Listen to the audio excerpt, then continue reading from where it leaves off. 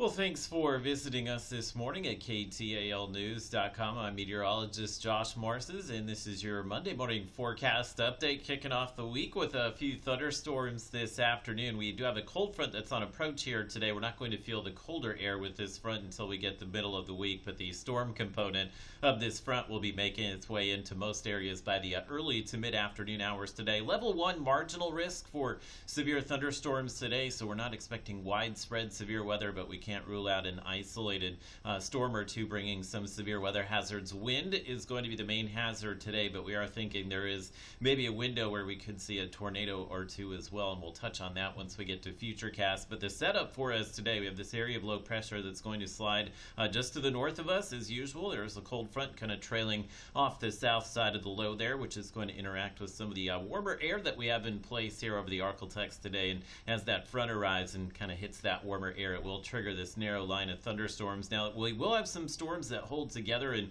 move in late this morning, but we're actually expecting some redevelopment of the storms, and it will be that redevelopment that has the higher chance of bringing some of those severe weather hazards, especially after 2 p.m. Think of the main window here for severe weather will probably be about 2 p.m. to 7 p.m. today. I think once we get to sunset, we'll see that threat of any rain and severe weather start to wind down pretty quickly here. But again, we can't discount maybe just a few storms in that afternoon window that bring a few of those severe weather hazards. We're in the 60s this morning, so it will be a pretty mild morning, especially for mid to late November here, in high temperatures today. Line of storms will get to Idabel right around midday, so you'll probably wind up around 70 degrees, but areas like Texarkana, Shreveport, most of Arkansas and Louisiana today will make a push at 80 degrees since the storms will not arrive until after 1 p.m. or so. So let's take a look here at your Robbins Toyota Futurecast. It does show dry conditions throughout the morning, so if you have any things to take care of outside, first half of the day shouldn't be an issue here, but you can see that initial line of storms that's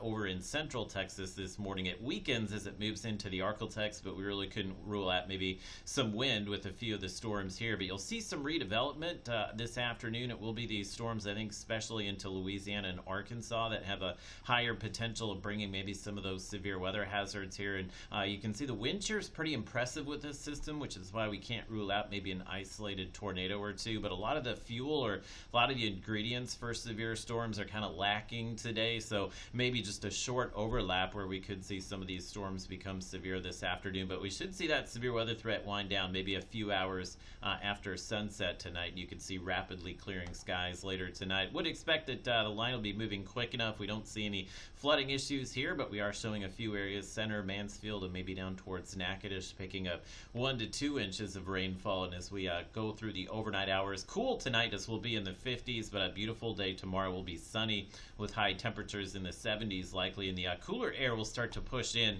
once we get to Wednesday morning. Again, pretty significant cool down for a lot of areas there. This will be in the 50s and low to mid 60s on Wednesday. Overnight lows will be in the 30s and 40s, but we should have some dry and just terrific weather to wrap up the week on Friday, and weekend's looking pretty nice as well. Looks like we'll see some dry weather through at least early next week.